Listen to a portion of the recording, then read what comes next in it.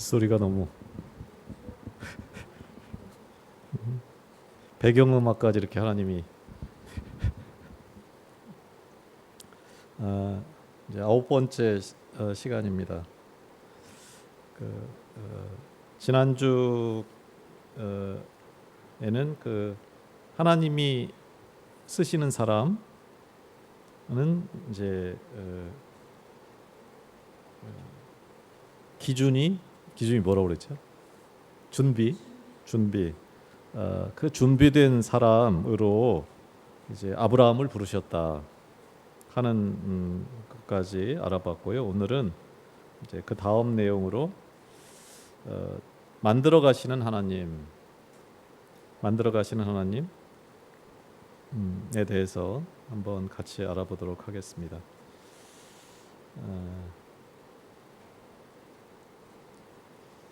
이제 성경을 읽으면서 이제 하나님이 어떻게 일하시는가 하는 거를 추적하면은 이제 우리가 어떻게 살아야 하는지를 알 수 있게 되기 때문에 이 믿음의 조상이라고 하는 그 아브라함의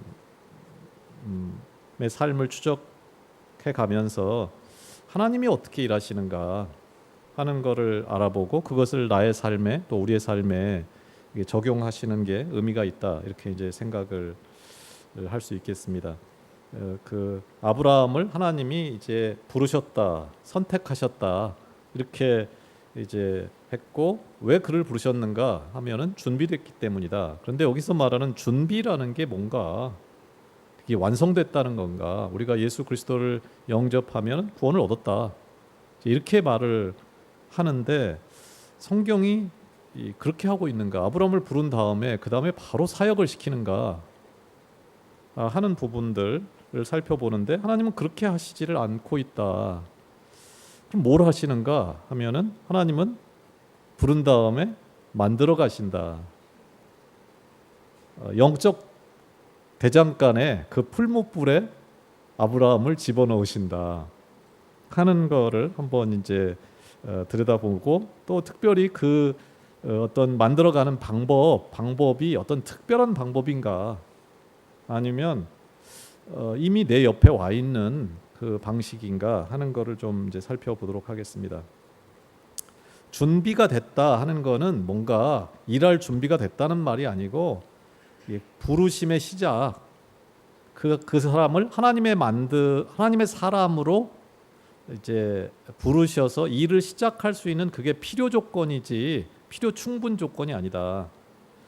이제부터 그는 만들어지는 과정으로 들어간다. 그 단계로 들어간다 하는 겁니다. 75세에 하나님은 아브라함을 부르시고 그때로부터 무려 40년 정도의 기간 동안에 그 부름에 합당한 자로 빚어가는 그런 과정을 거치는 것을 성경을 통해서 이제 볼 수 있게 되는데 그 어떤 과정으로 어떤 방식으로 빚어가는가 하는 거를 이제 살펴보도록 하겠습니다.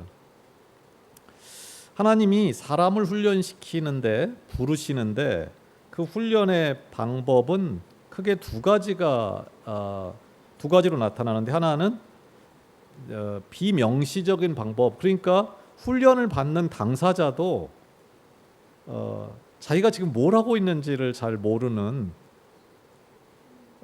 형태로 시작된다.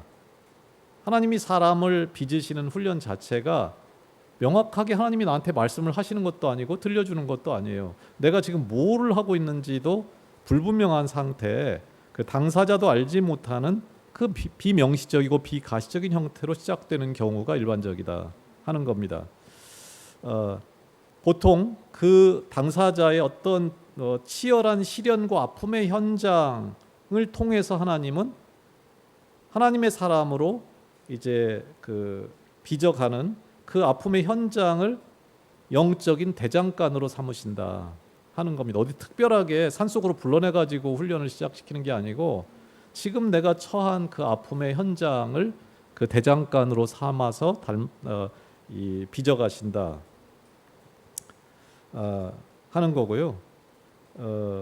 우리가 훗날 아브라함을 하나님이 75세에 부르는 것처럼 가라, 떠나라 하는 이런 구체적인 그 명령, 지시 이런 것들이 있기 전에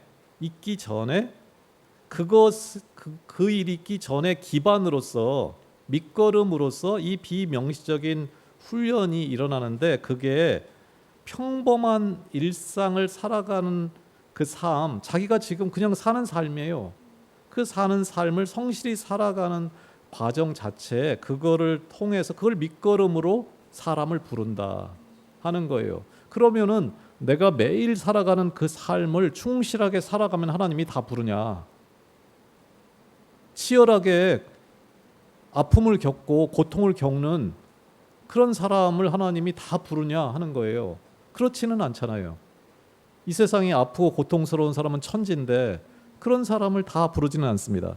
그러면 그 중에서도 그런 아픔을 겪는 사람 중에서도 누구를 부르는가 하면은 참 하나님을 찾는 자. 사는 모습이 똑같아요. 시련과 아픔이 있고 평범한 일상을 살아가요.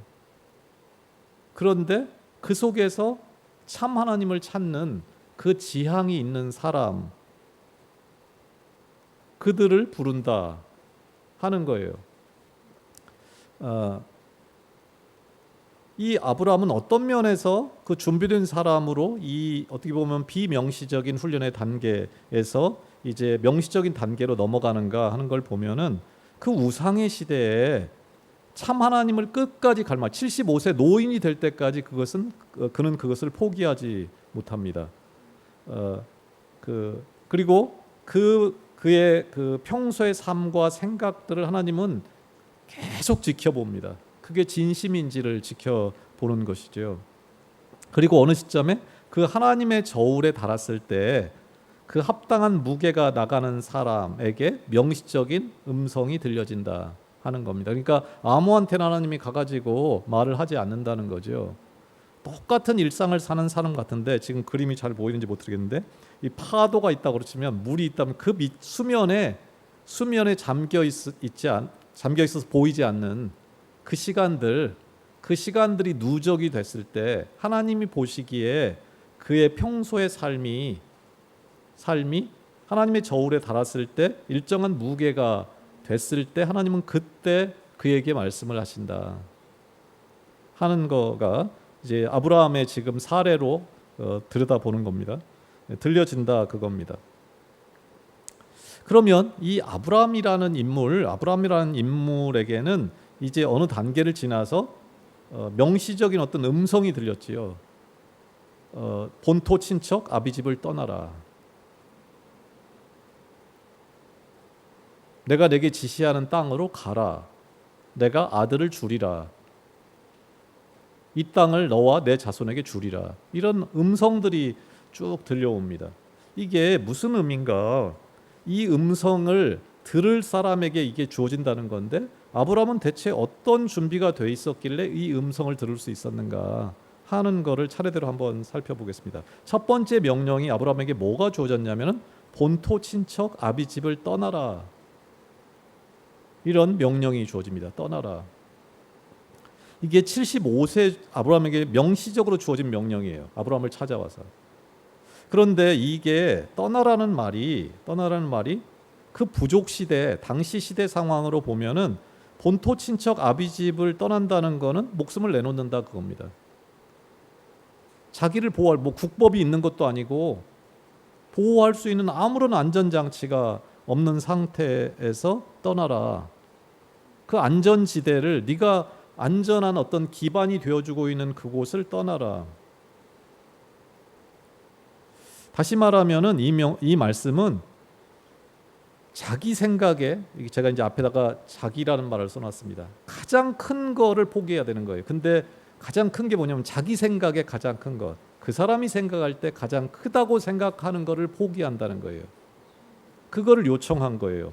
그러니까 하나님이 누군가를 불렀을 때 그 부르심은 영광이지요. 영광이지만 그거는 동시에 자기 생명을 건 어떻게 보면 자기를 부인하는 그러한 결단을 요청하게 됩니다. 내가 생각하는 가장 큰 것을 포기하지 못하면은, 거기를 떠나지 못하면은 하나님의 사람이 될 수가 없다. 하나님 더 큰 것은 될 수 없는 거죠. 언제나 가장 큰 하나님은 가장 큰 것을 요구합니다. 하나님은 자기가 선택한 사람에게 언제나 그가 가진 것 중에 가장 큰 것을 요구합니다. 그런데 아브라함은 어떻게 그것을 포기할 수 있었을까요? 그것은 그가 평생 찾고 자기 전부를 걸고 찾고 갈망하던 그 참 하나님과의 만남에 대한 한없는 기쁨, 아브라함의 최우선순위였다는 것을 보여줍니다.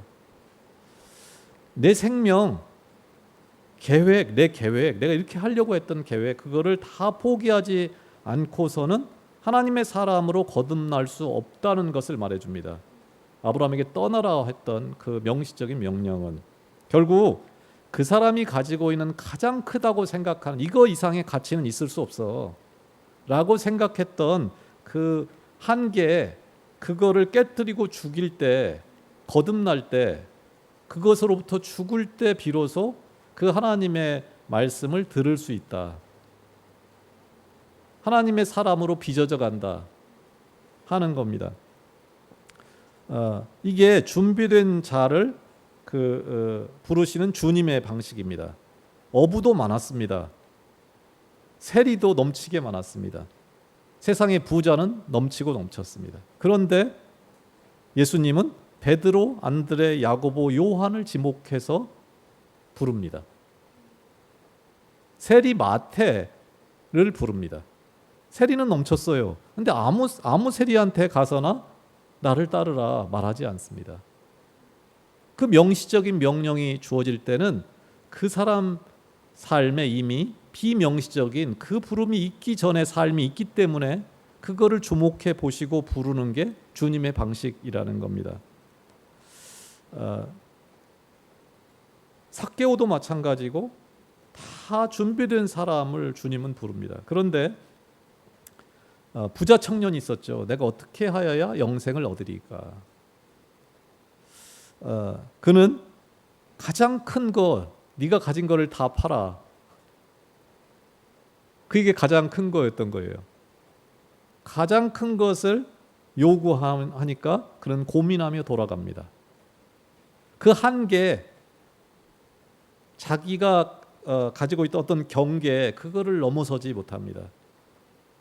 그것 이상은 하나님은 그거보다 클 수 없는 거예요. 그러니까 이 사람에게는 이게 준비된 자를 부르시는 주님의 방식입니다. 그 한계를 넘어설 준비가 된 사람, 최우선 순위에 하나님을 둘 수 있는 사람, 떠날 수 있는 사람, 그것을 통해서 내가 지금 기반, 안전, 이것 없으면 죽는다고 생각하는 그것으로부터 떠날 수 있는 준비가 된 사람에게 하나님은 명시적인 부름을 하게 된다. 그게 하나님의 방식이다 하는 겁니다. 두 번째 아브라함에게 주어졌던 그 명시적인 말씀, 부르심은 내가 내게 지시할 땅으로 가라였습니다. 가라. 그런데 그곳이 어딘지 알 수 없는 곳으로 가라라고 했다는 것입니다. 이거는 부른 자에 대한 전적인 신뢰가 없이는 따라갈 수 없는 겁니다. 내가 있는 그 안전한 그곳을 떠나서 어딘가를 간다. 근데 그곳이 어딘지를 모른다. 그 부른 자에 대한 전적인 신뢰가 없으면 갈 수 없는 거죠. 근데 아브라함은 그 참 하나님을 만나는 게 인생의 최우선순위였고 그 하나님을 신뢰했다. 했기 때문에 그는 떠날 수 있었다는 겁니다. 하나님을 만나는 길, 그걸 보통 이제 영성의 길 이런 식으로 많이 이야기하죠. 이 하나님의 사람으로 빚어지려면, 만들어지려면은 자신의 치밀한 계획과 예상을 버려야 된다. 누구나 다 계획이 있지요. 하나님 이렇게 해주시면 내가 하나님의 일을 위해서 이런 식으로 한번 해봐야 되겠다. 뭐 여러분도 그런 생각이 있으실 테고 저도 그렇습니다. 뭐 이렇게 한번 해보자. 아니면 이렇게 하면 좀 괜찮을 것 같다. 뭐 여러 가지 있는데 그것은 이제 하나님을 만나는 길에 들어섰을 때 항상 우리의 예측과 다른 방향으로 진행이 된다 하는 거예요. 그 현재 나이나 환경 그런 게 상관없이 남은 평생을 하나님의 인도하심에 전적으로 나를 맡기는 결단을 요구한다는 거예요. 내 계획 속에 하나님이 쫓아오는 게 아니고 하나님의 계획 속에 나를 집어넣을 수 있는 그 전적인 신뢰 그것을 요구한다. 너무나 당연한 이야기들입니다, 사실은. 내 계획, 내 예상, 내 지혜를 하늘이 땅에서 먼 것처럼 높은 것처럼 다른데 우리는 그거를 아직 인정하지 못하는 상태인데 하나님은 오셔서 그것을 요청하신다 하는 겁니다. 그리고 이제 세 번째 약속이 주어지는데 그게 아들을 주리라 하는 거죠. 아들을 주리라. 그런데 이 말씀을 주시고 실제 아들을 얻은 거는 25전이 지나서야 비로소 응답이 됩니다. 하나님은 그 자신의 뜻, 하나님의 사람으로 사람을 만들어 가시는데 어떤 특별한 새로운 과제를 줘서 그것을 만들어 가는 게 아니고 하나님은 그 당사자의 가장 절박한 현실에 개입을 해서 그거를 만들어 갑니다. 그런데 그 약속은 인간의 생각, 인간의 시간과는 다르게 25년이라는 그런 아주 긴 세월 후에 이루어집니다. 다시 말하면 하나님의 일하시는 방식은 그 우리가 생각하는 조급한 그런 어떤 시간 속에서 이루어지지 않고 우리의 생각이나 상식과는 다르게 작동을 하고 있다 하는 것을 알 수 있습니다. 하나님은 그 인간의 구체적인 현실을 절대 무시하지 않습니다. 그 삶을 무시하지 않습니다. 수도 생활이나 금욕이나 무슨 은둔이나 그 속세를 떠나는 방식으로 사람을 빚어가는 게 아니고 그 사람이 현재 일하고 있는 그 삶의 현장에서 사람을 만들어갑니다.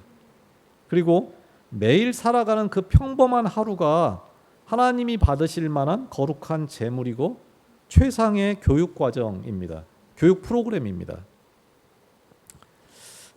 성경 어디를 봐도 산속에 있는 누군가를 수도 생활을 하고 있는 기도만 하고 있는 하루 온종일 기도하고 있는 수도원에 찾아가서 사람을 부른 적은 없습니다. 양을 치던 모세를 부르고 기도원은 타작마당에서 몰래 타작을 하다가 하나님을 만납니다. 엘리사는 어디서 만나죠? 서로 밭을 갈다가 만납니다. 베드로는 고기를 잡다가 고기 그물을 깃다가 만납니다. 모두가 다 자기가 일하던 일터에서 부름을 받습니다. 다 마찬가지죠. 사울은 언제 만나죠? 잃어버린 아버지의 나귀를 찾다가 만납니다. 찾다가 더 가지요. 한없이 가지요. 며칠 길을 가서 찾으러 다닙니다. 그 성실함, 자기 하는 일 속에서 하나님을 만나고 선지자를 만납니다. 부르심을 입습니다. 하나님은 그 사람이 현재 당면한 가장 시급한 문제에 그거 속에서 그거를 재료로 해서 이제 그 사람을 빚어가는데 그 문제에 대한 태도가 바뀌게 만드는 겁니다. 하나님의 관점으로 그냥 내 문제만 해결하면 되는 그런 방식이 아니고 그 문제를 더 심화시켜서 하나님의 눈으로 그 시각을 보게 만들어가는 겁니다. 아브라함의 경우를 보자면은 75세까지 아들이 없었던 그 후사 문제가 아들을 원하는 당시 사회에서는 정말 절박한 문제죠. 그거를 그 아브라함을 하나님의 사람으로 다듬어가는 도구로 삼고 있음을 이제 보여줍니다. 그런데 이 25년의 기다림의 과정을 보면은 아브라함이 아주 특별한 어떤 거를 하고 있는 게 아니고 보통 사람이 하는 것 같은 똑같은 뭔가를 합니다. 시도들을 합니다. 약속을 75세 받았는데 이제 처음에는 어떻게 하죠? 자기 조카 롯을 양잔을 삼으려는 시도를 합니다. 그게 실패하고 이제 시간이 좀 지나서는 자기의 종 엘리에셀을 후계로 삼으려고 이제 생각을 합니다. 그리고 이제 86세 10년이 넘어서는 그 사라의 제안을 받아가지고 그 하갈, 종 하갈을 통해서 이제 문제를 좀 해결하려고 합니다. 그런데 이제 이스마엘이 태어나가지고 오히려 가정에 분란만 생기는 일들이 벌어지죠. 무려 25년이 지나서 100세가 되어서 99세에 이제 찾아오죠. 내년 이맘때 이제 아들이 있으리라. 사라도 그렇고 아브라함도 그렇고 어떻게 했죠? 속으로 웃지요. 웃지요. 그 100세가 되어서야, 그러니까 인간적인 모든 소망이 끊어졌을 때, 자기가 나름대로 이렇게 될 것이라고 생각하고 계획을 했을 때 그대로 되질 않고 그게 모든 게 끝장났을 때, 불가능해졌을 때 이제 하나님의 개입을 통해서 이삭이 태어나는 거죠. 그리고 그것을 통해서 이제 아브라함은 하나님을 절대적으로 신뢰할 수 있는 상태로 이렇게 이제 변화가 돼갑니다. 어떤 인간적인 한계를 넘어서서 이제 갈 수 있는 어떤 준비가, 사람이 그렇죠. 내가 할 거 다 해봐야지. 아, 이게 변화가 되지. 그 하나님이 어느 날 1년 만에 딱 아들을 줬다면은, 아, 내가 혼자도 할 수 있었을 텐데 뭐 당연히 이렇게 뭔가 이게 우연인가? 뭐 여러 가지 생각을 했겠지요. 100세에 기적적으로 아들을 얻은 후에 아브라함은 그 하나님에 대한 전적인 신뢰라는 것을 갖게 됩니다. 그리고 이제 40여 년이 되어서 실제로는 이것보다 훨씬 더 됐다고 뭐 보이는데, 이삭을 이제 번제로 드리라는 그 명령에 지체 없이 순종함으로써 자신의 믿음을 그때서야 증명을 하게 되지요. 이제 비로소 그때 이제 하나님으로부터 됐다, 이제 됐다 하는 훈련 과정을 이제 마무리하게 되지요. 짧게 보면 한 40년으로 보이고 길게 보면은 60년 정도로 보입니다. 이 훈련의 단계가 아주 긴 단계를 거쳐서 하나님의 사람으로 만들어가는 거죠.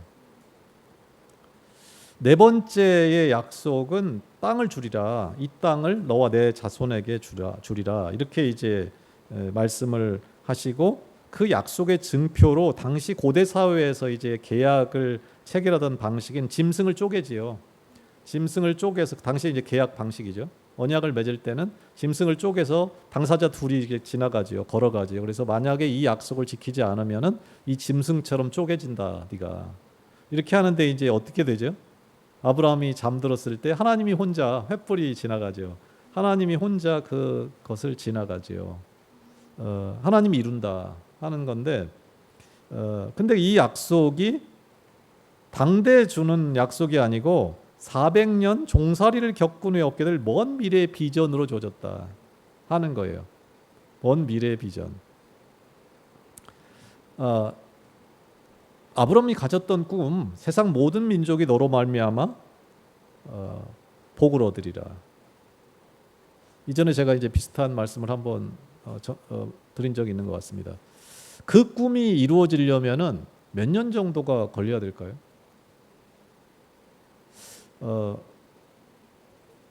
이전에 제가 설교하고 나서 밑에 가서 밥 먹다가 이 얘기를 잠깐 강 목사님한테 드린 적이 있는데,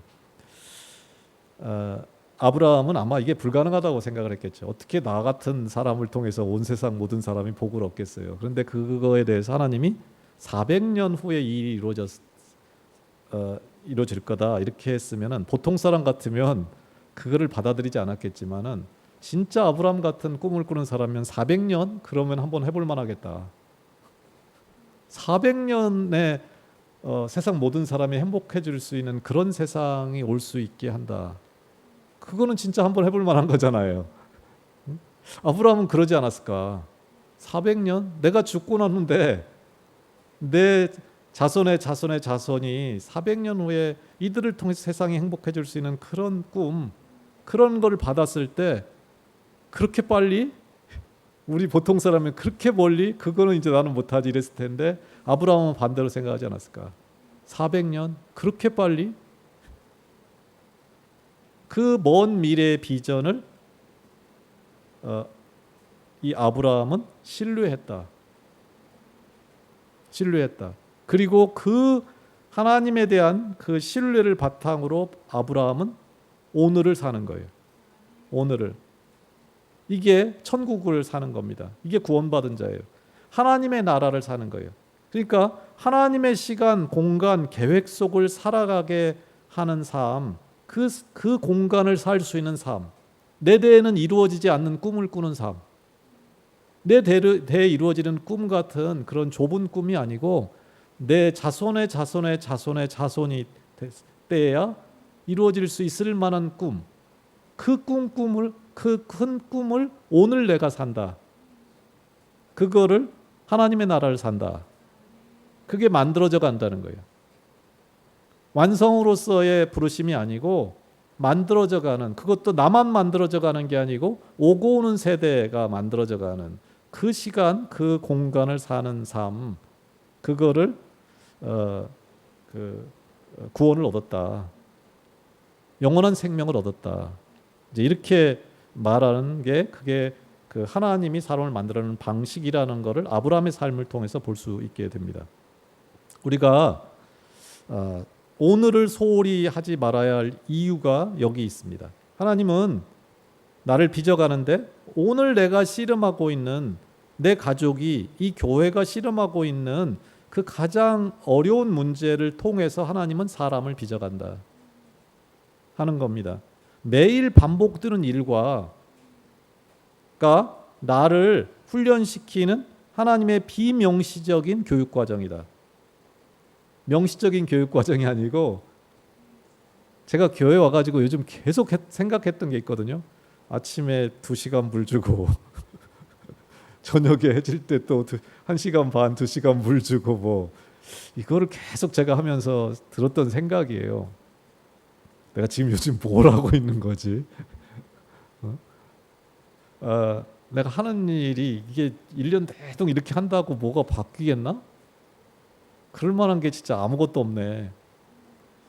그런 생각을 계속 하는데 그 매일 반복되는 이 시간을 하나님의 저울에 달아본다면 내가 지금 하는 일을 그냥 하는 게 아니고 다 반복하지요. 뭐 나만 반복하는 것도 아니고 너만 모두 다 반복합니다. 그런데 그 반복하는 시간, 그 일, 그 사람 만나는 사람, 그거를 하나님의 관점으로 볼 때, 참 하나님을 찾는 마음으로 그 일을 하고 있을 때, 그때 그 사람, 그게 시간이 쌓였을 때 명시적으로 부른다. 그러니까 오늘 내가 하는 일이 반복되는 일이에요. 매일 반복되는 일인데 그게 하나님의 일이 어떻게 되게 만들 수 있을 거냐 하는 게 이제 그 과제고, 우리도 아브라함이나 이 모세처럼 삶의 현장에서 내가 지금 있는 이곳에서 하나님의 사람으로 만들어져 간다는 이거에 대한 이해, 오늘 내가 하나님의 사람으로 만들어져 가고 있다 하는 거를 좀 주위에서 보면서, 그러니까 더 의미 있는 일을 찾아야지, 이게 아니고 내가 하는 그 일을 어떻게 하나님의 일로 만들 것이냐 하는 거에 대해서 좀 고민을 해봐야 된다 하는 겁니다. 이게 좀 전에 말씀드렸던 겁니다. 모세도 다윗도 양을 치다가, 기도는 타작말, 사울은 나귀를 찾다가, 아모스도 엘리사도 농사를 짓다가, 어떤 성서의 인물도 고상한 명상 중에 하나님을 만나거나 부름받지 않았습니다. 자기가 하던 일을 떠나서 나는 이제 의미 없으니까 물 그만 줘야지 이렇게 하는 방법을 통해서 하나님의 그 비명시적인 훈련을 이렇게 어떤 더 좋은 방식으로 끌어가지 않는다 하는 겁니다. 오늘 내가 부딪히는 직장에서의 문제, 인간관계, 그 답답한 일과가 하나님의 사람으로 빚어가는 그 비명시적인 교육의 현장이다 하는 겁니다. 그렇다면은 어떻게 매일 반복되는 이게 그 하나님의 저울에 올라갈 만한 일이 될 수 있을까요?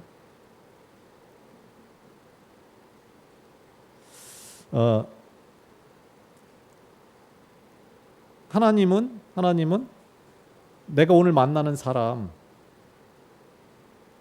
누구처럼? 하나님처럼. 옛날에 그걸 실천해 보라고 제가 한번 말씀드린 적 있는 것 같습니다. 제가 이제 학교에서 강의를 할 때 학생들을 하나님처럼 대해봐라. 어? 그래서 제가 이제 갔다 와서 실천을 하고 제가 얘기를 했어요. 그건 안 되더라.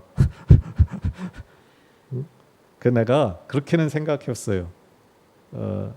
이 강의실에 하나님이 나를 보냈다. 그 생각은 했다.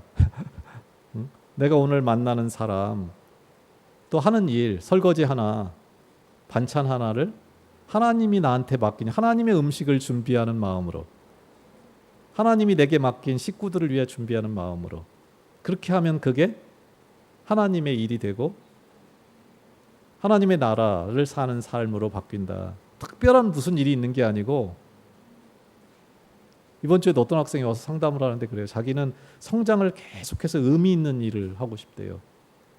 더 뭔가 발전을 해서 의미 있는 일을 하고 싶대요. 그래서 제가 그렇게 이야기를 했어요. 뭔가 새로운 일을 해야 의미 있게 되는 게 아니고 네가 이미 의미 있어. 의미 있는 사람이 하는 일이 의미가 있는 거야. 의미 있는 일을 한다고 의미 있는 사람이 되는 게 아니야. 청와대에 가 있다고 해서 그 사람이 가치 있는 사람이 되는 게 아니고, 네가 가치 있는 사람, 네가 의미 있는 사람일 때 네가 하는 일도 의미가 있어. 이제 그런 얘기를 제가 해줬습니다. 현재 하고 있는 그 일들 하나하나 일들이 다 귀하고 하나님이 내게 맡기신 일, 하나님이 보고 있다고 생각하면 이 일만 해도 얼마나 감사해요. 나 같은 인간에게 무슨 특별한 일을 믿을만 해야지 맡길 거 아니에요. 명시적으로 부를 정도가 돼야지 뭐 일을 시킬 거 아니에요. 우리는 지금 어떤 단계를 지나고 있나요? 비명시적인 단계. 하나님이 지켜보고 있다. 평생 어떻게 하고 있는지. 그 저울에 올라갈 정도가 됐을 때 그때 뭔가 음성이 들려오고, 그 음성이 들려왔을 때도 아브라함은 수도 없이 긴 기간 그 과정을 거쳐서 다듬어져 갔다 하는 겁니다. 하나님의 부르심, 이제 토론 및 적용 질문 한번 보고 밑에 내려가서 차 한잔 하시죠. 하나님의 부르심이라는 거를 우리는 끝이고 완성이라고 생각하고 구원 얻었다 이렇게 말하지만은 성경은 그렇게 말하지 않는다. 이제 그거는 시작이다. 시작도 이게 엄청난 시작이에요. 부르심이라는 건 비명시적인 단계가 지났다. 엄청난 거죠 이미. 그거 시작이고, 만들어 가시는 하나님에 의해서 내가 본격적으로 그때 빚어져 간다는 사실에 대해서 이제 어떻게 생각을 하는지, 또 하나님의 그 명시적인 부르심은 하나님의 어떤 일이라는 거는 그 비명시적인 시간, 이게 하나님의 일인지 아닌지, 나를 부르신 건지 만 건지, 내가 지금 뭘 하고 사는 건지 하는 그 시간, 매일의 일상을 충실히 준비한 후에 주어진다. 그 아브라함, 근데 그 다음이 참 이게 어려운 말이죠. 그 아브라함의 명시적인 부르심은 뭐를 요구했냐면은 생명을 요구했고, 네가 가진 그 계획들, 네가 가진 시간들, 네가 가진 공간들을 다 요청했다는 거예요. 이제 우리는, 당신은, 여러분은 어떤 단계에 내가 있다 이렇게 생각이 되시나요? 생각을 제가 그냥 질문을 해본 거, 생각해 본 겁니다. 세 번째는 특별한 일이 아니라 우리가 씨름하는, 매일 고민하는 그 문제, 또 매일 반복되는 그 일, 매일 똑같은 코스에 오고 가는 그 일, 그 일이 하나님이 우리를 빚으시는 영적인 그게 대장간이다 라고 한다면은 오늘 하루 하나님의 저울에 달아볼 만한 방식으로 하루를 보냈나, 또 그게 하나님의 저울에 달아볼 만한 방식으로 산다고 한다면은 내가 어떤 눈으로 내가 하는 일과 내가 만나는 사람을 봐야 될까? 그 일 자체를 어떻게 내가 봐야 될까? 이게 하나님이 맡긴 일이라고 한다면은 지금처럼 할까? 굉장히 좀 어려운 질문인데요. 이거를 가지고 제가 한 6개월 정도 매일 뭘 적으라고 그래서 아침에 일어나서 뭐 하고 또 저녁에 와서 이제 이렇게 하기로 했는데 제가 몇 번 설명드린 적 있죠. 식당 가서 또 화가 나가지고 막 이러다가 어, 이 뭐 이렇게 일기처럼 이렇게 해봤는데 이게 참 쉬운 문제가 아니더라고요. 내가 매일 살아가는 그 한 시간 한 시간이 하나님이 나한테 맡긴 일, 또 이 사람을 오늘 만나게 했다. 이렇게 했을 때 내가 이 사람을 이렇게 대할까? 이 사람을 내가 너한테 맡긴다. 너한테 좀 부탁 좀 하자. 이렇게 보냈는데 우리는 하루 온종일 화만 내다가 그 사람을 돌려보내거나 그런 일들이 정말 비일비재하더라고요. 그게 쌓였을 때 하나님이 우리를 불러서 일을 시킨다. 그게 아브라함을 부르시는 하나님이 일하시는 방식 속에 있다 하는 거예요. 그걸 통해서 우리가 한번 우리 삶을 적용을 해보고 또 우리 교회에 적용을 해볼 수 있으면 좋겠습니다. 기도하고 주기도문으로 마치도록 하겠습니다.